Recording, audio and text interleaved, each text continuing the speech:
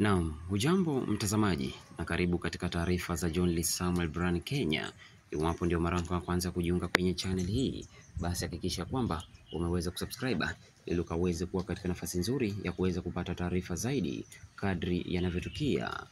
Taarifa niliyokuletea hivi sasa ni kuwa kiongozi wa kidini Iran, Ayatollah Ali Khamenei, sasa ndiye analengwa na Israel, huku vita vikiendelea kwa siku ya 6 leo, kila upande ukirusha makombora.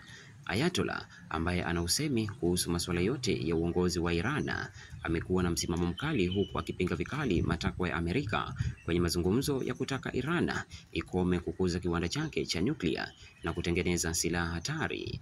Tangu vita vianze kati ya mataifa hayo mawili, wandani wake wamekufa kwenye mashambulizi au uvamizi uliotekelezwa na Israel. Wale ambao wameuawa ni makamanda wakuu wa kijeshi, akiwemo kamanda mkuu Hussein Salami, kamanda mkuu wa jeshi la hewa Amir Ali Hajizadeh ambaye pia alikuwa akisimamia mpango wa kutengeneza bomu la atomiki, kisha mkuu wa idara ya ujasusi Mohammad Kazemi. Hawa waliouawa walikuwa washauri kati ya 15 hadi 20 wa Ayatollah, ambao pia hujumuisha viongozi wengine wa kidini, wanasiasa na makamanda wa idara mbalimbali ya kijeshi. Khamenei alikuwa mfungwa kabla ya mageuzi ya mwaka 1979 na alilemazwa kupitia mlipuko wa bomu kabla ya kuwa kiongozi wa dini mnamo mwaka 1989.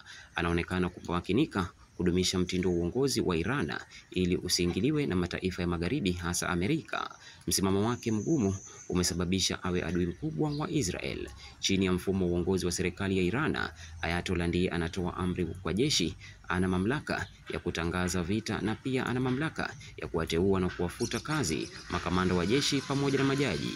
Japo anawashauri, yeye ndiye hutoa uamuzi wa mwisho kuhusu masuala ya kitaifa. Waziri wa usalama Israel Katz ameonya kuwa Israel itahakikisha Ayatollah anamalizwa jinsi Saddam Hussein alivyouawa katika vita vya kati ya Iraq na Amerika mnamo mwaka 2003. Mwanzo Amerika ilipindua serikali ya Iraq, kisha Saddam akatorokea shimo kwenye janga na alipopatikana alinyongwa.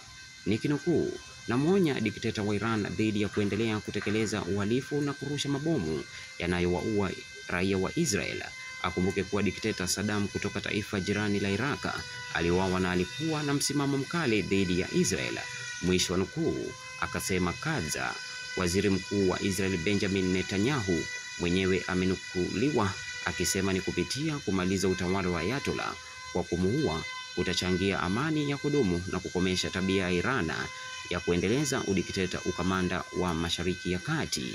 Mwanawe Ayatollah Mojtaba naye anaonekana kuwa katika nafasi nzuri ya kumrithi babake, huku akihusishwa sana kwenye masuala ya uongozi.